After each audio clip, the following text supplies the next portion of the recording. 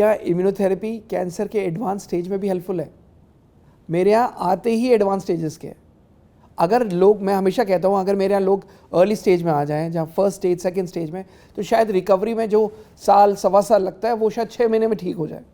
So problem यही है कि जब किसी को कैंसर डायग्नोज होता है तो वो डर चुका होता है और वो सीधे बड़े बड़े अस्पतालों की तरफ भागता है, और वहाँ पर बायोप्सी से शुरू होता है किस्सा, और फिर उसके बाद सर्जरी, फिर रेडियोथेरेपी, फिर कीमोथेरेपी, फिर जब टूट चुका होता है, जब बीमारी फैल चुकी होती है, तब उसको बाकी ट्रीटमेंट की याद आती है। अगर वो पहले ही सुन लेता या पहले ही अगर हमारे पास आ जाता तो शायद इतना जो समय ख़राब हुआ, पैसा बर्बाद हुआ, रिज़ल्ट नहीं आया, वो नहीं होता।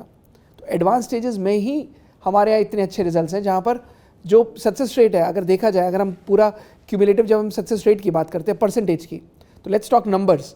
तो उन नंबर्स में हाईएस्ट सक्सेस रेट हमारे पास कैंसर ट्रीटमेंट में जो है, उसका मैक्सिमम डेटा एडवांस स्टेजेस का है। क्यों? क्योंकि लोग अपनाते ही हमारा ट्रीटमेंट एडवांस स्टेजेस में।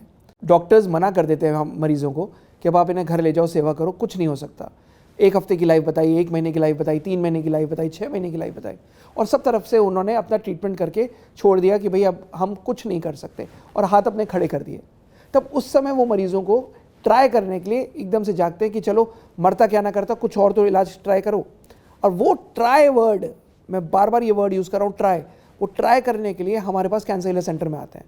और इतने सालों से इलाज कर रहा हूँ, जब भी मरीज आता है तो वो हमेशा एडवांस स्टेजेस पर आता है, डॉक्टर्स मना कर चुके होते हैं, सारा ट्रीटमेंट कर चुके होते हैं, वो ट्राई करने के लिए हमारे पास कैंसर केयर सेंटर में आता है। कई मरीज तो ऐसे आते हैं जो कहते हैं डॉक्टर साहब मुझे नहीं पता मैं दोबारा आऊँ नहीं आऊँ, मैं तो जुआ खेलने आया हूँ, लिटरली।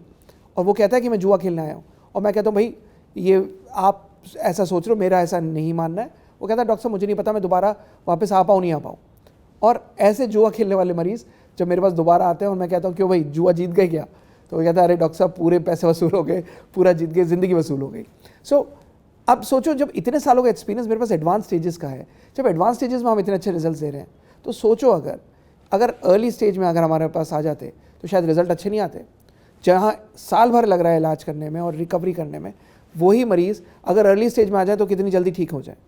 बट प्रॉब्लम ये है उनकी थिंकिंग उस समय काम नहीं करती, डर चुके होते हैं, भय में डिसीजन ले रहे होते हैं, और रिकवरी नहीं आती। इसीलिए अगर हो सके राइट स्टेज पर आप कॉन्टैक्ट करें, जो भी ट्रीटमेंट आप करा रहे हैं, but make the right decision what is best for your patient. और मैं हमेशा कहता हूँ कि भाई अगर मरीज़ को आना है मेरे पास तो जितनी जल्दी हो सके आए।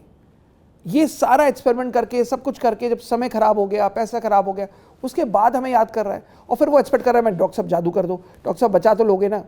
मैं कहता हूँ भाई let's go step by step, पहले क्वालिटी ऑफ लाइफ तो बेहतर करो। आपने तो क्वालिटी ऑफ लाइफ ही खत्म कर दी, राइट। सो ज़रूरी है राइट स्टेप लेने का, राइट टाइम पे लेने का, और राइट डिसीजन लेने का। तो जल्दबाजी में डिसीजन मत लो, जो भी डिसीजन ले रहे हो, बट जो भी आप ले रहे हो, think whether it is right और wrong and then stick to it. ख्याल रखिए अपना।